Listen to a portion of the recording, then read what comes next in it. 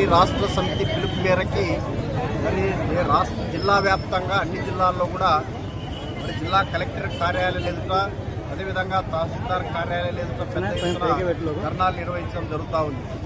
ఈ ధర్నాలు నిర్వహించినటువంటి ప్రధానమైనటువంటి ఉద్దేశం ఈరోజు భారత కమ్యూనిస్ట్ పార్టీ కొత్తగా ఈ రాష్ట్ర ముఖ్యమంత్రిని కొత్తగా ఏమీ కోరడం లేదు. ఆయన ఎన్నికల సందర్భంగా నేను అధికారంలోకి వస్తే గత జగన్మోహన్ రెడ్డి ప్రభుత్వం కన్నా నా ప్రభుత్వము 1 సెంటు కాదు, నేను 2 సెంట్ల స్థలాన్ని పట్టణాల్లో ఇస్తాను, గ్రామీణ ప్రాంతాల్లో 3 సెంట్ల స్థలం ఇస్తాం, అదేవిధంగా మరి ఇంటి నిర్మాణానికి 4 లక్షల రూపాయలు ఇస్తానని చెప్పి రాష్ట్రమంతటా కూడా ప్రతి చోట కూడా చెప్పి పేద ప్రజల్ని ఆకర్షించి ఆయన ఓట్లు పొంది అధికారంలోకి రావడం జరిగింది.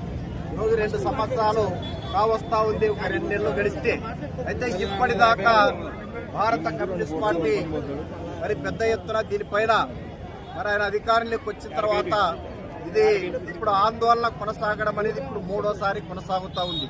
దీనికన్నా ముందు రాష్ట్ర రెవెన్యూ శాఖ మంత్రిని కూడా కలిసి ఈ యొక్క అన్ని రాష్ట్ర వ్యాప్తంగా ఉన్నటువంటి పేదలు ఎక్కడైతే ఆక్రమించుకునే వాళ్ళు ఉంటా ఉన్నారో, పట్టాలు కావాలని అనుకుంటున్నారో వాటి వివరాలని కూడా సవివరంగా రాష్ట్ర రెవెన్యూ శాఖ మంత్రి కూడా మరి అందించడం జరిగింది.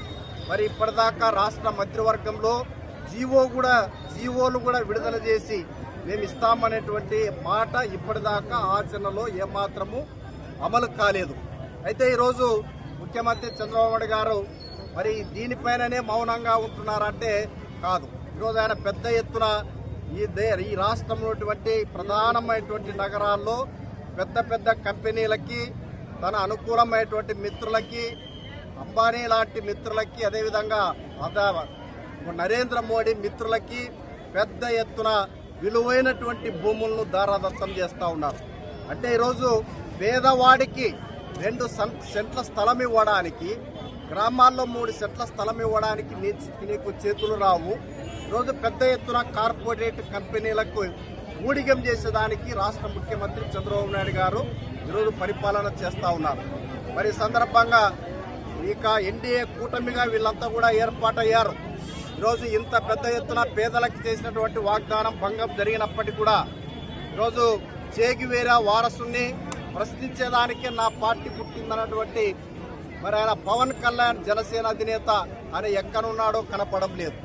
ఈరోజు మేము డబుల్ ఇంజన్ సర్కార్లో మేము రాష్ట్రాన్ని, దేశాన్ని అభివృద్ధి చేస్తామని చెప్పి మా ప్రధాని 56 ఇంచుల కలిగినటువంటి ప్రధాని నరేంద్ర మోడీ అని చెప్పినటువంటి భారతీయ జనతా పార్టీ కూడా నోరు మెదపడం లేదు. అందుకే ఈ